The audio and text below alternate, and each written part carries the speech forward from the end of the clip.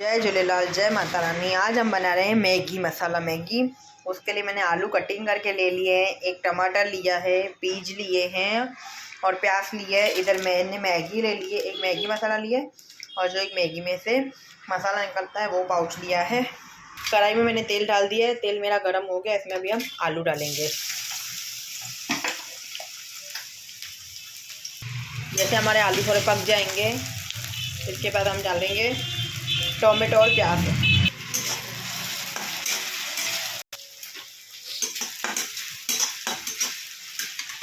हमारे आलू पक गए। इसमें अभी मैं हमारे बीज, टोमेटो और प्याज डाल दूँगी।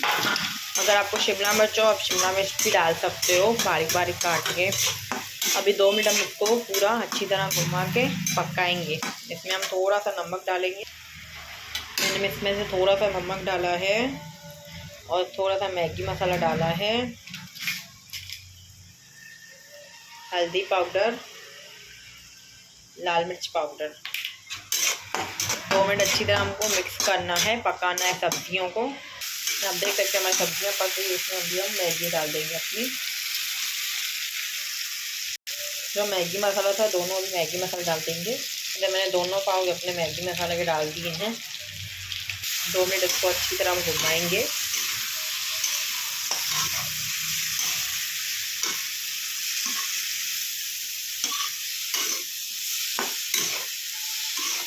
गैस लो पे ही करने का है, मैंने गैस लो ही रखा है।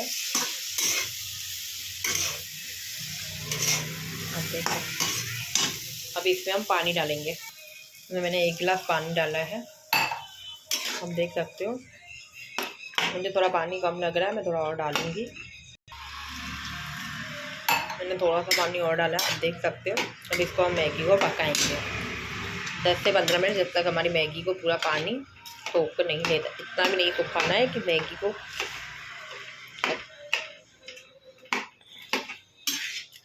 अभी जब तक मैगी इसमें बनेगी।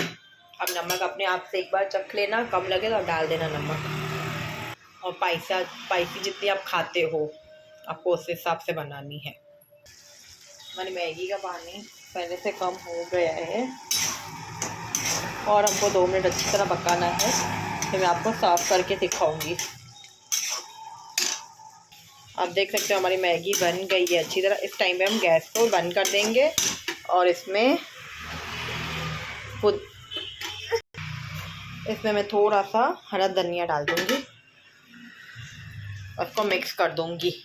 आप देख सकते हो हमारी मैगी तैयार हो गई है।